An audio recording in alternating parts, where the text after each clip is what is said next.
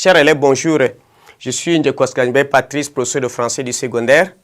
Bienvenue à la suite de notre cours, et même la fin, sur la conclusion, qui est une des parties, la rédaction, la partie conclusive. La conclusion, comme on dit, comme son nom l'indique, fait le bilan de la réflexion. C'est le point de chute. La réflexion menée dans le développement, c'est dans la conclusion qu'on essaie quand même de faire ces bilans-là, c'est-à-dire de chuter, parce que quand on réfléchit, on arrive, on fait la déduction pour aller.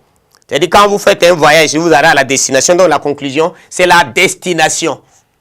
C'est à la conclusion qu'on répond à la question posée au développement, la problématique. Vous devez bien comprendre. C'est là qu'on répond à la conclusion. Et donc la conclusion, c'est faire la reprise donc des principales étapes de l'argumentation. Et une bonne conclusion est celle qui ne clôt pas le débat, mais qui l'ouvre, élargit pour interpeller le lecteur. Mais vous n'êtes pas forcé, vous n'êtes pas obligé d'élargir le débat. Si vous n'êtes pas capable, si vous n'avez pas suffisamment d'arguments, il ne faut pas poser le problème. Il y a des élèves qui sont bien, qui développent bien l'idée après, ils posent quand même une autre question et c'est au lecteur de répondre. Et l'introduction, disons comme l'introduction, la conclusion se rédige aussi en un seul paragraphe. Vous devez savoir que l'introduction n'est pas une autre partie. Vous ne pouvez pas penser que c'est la partie où je vais me permettre encore d'ajouter l'idée où quelquefois je n'ai pas utilisé. Il y a des élèves qui pensent comme ça. Des idées où on ne met pas l'exemple dans la conclusion. On n'ajoute pas une nouvelle idée. Mais les idées déjà développées, et on essaie quand même de le recadrer, faire le bilan. Voilà, c'est ça. Et pour conclure, vous devez vous servir quand même des termes déclencheurs. On dit ensemble, pour montrer qu'effectivement, on est déjà dans la conclusion.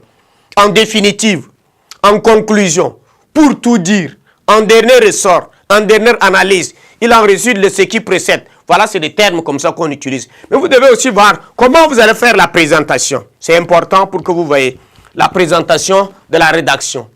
Disposition d'abord du texte sur la page. Il faut que ça soit bien. À l'examen, vous savez, la présentation compte sur 2 points au bac. Sur 2 points. Donc, vous devez vous entraîner. Chaque paragraphe est signalé par un alinéa. Quand vous passez d'un paragraphe à un autre, il faut revenir à la liste pour qu'on dit en alinéa. Et une partie comporte entre 2 et 3, 4 paragraphes. C'est ça. Et les parties sont séparées les unes des autres par une ligne. Quand vous passez d'une partie à une autre, vous sautez une ligne. Et quand vous passez de l'introduction au développement, vous sautez 2 lignes. Et quand vous passez de développement à conclusion, toujours 2 lignes. Les 3 grandes parties, introduction, développement, conclusion, sont séparées par 2 lignes. Les paragraphes par l'alinéa. Vous revenez seulement à la ligne. Mais les parties, c'est une ligne. C'est ce qui permet de pouvoir comprendre bien.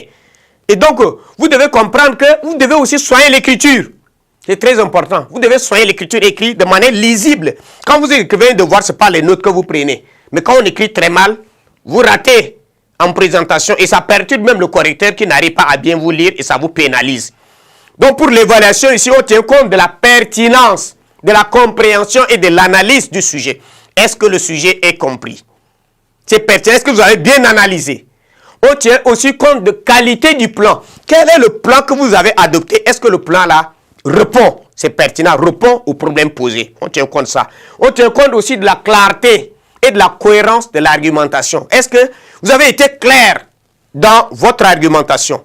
Et on tient compte aussi de votre connaissance littéraire. Vous voyez, quand vous faites recours à assez d'illustrations littéraires et scientifiques, on prouve que voilà, c'est un enfant, c'est un élève qui est cultivé, qui est instruit, et voilà, cela vous augmente aussi la chance donc de gagner de notes. Voilà, c'est à ce niveau. Il faut des variétés, c'est là où on peut se voir. La pertinence de connaissances littéraires, c'est variété d'exemples, de références précis qu'on le fait. Un élève qui n'est pas cultivé, qu'est-ce qu'il va dire? Et quelquefois, on fait un devoir vide de sens, sans illustration. C'est pour dire que tu ne constates pas ce qui se passe autour de toi. Nous disons que quand vous traitez un sujet, vous avez un sujet, référez-vous à ce que vous voyez autour de vous, à ce que vous constatez, à ce que vous vivez, à ce que les autres aussi vivent. Ça contribue donc à pouvoir renforcer votre argumentation. Donc il faut avoir l'ouverture d'esprit pour pouvoir le traiter. Merci de votre bien aimable attention. Je pense que vous avez bien compris les différentes démarches qui nous permettent donc d'asseoir un devoir de dissertation plus cohérent. Merci.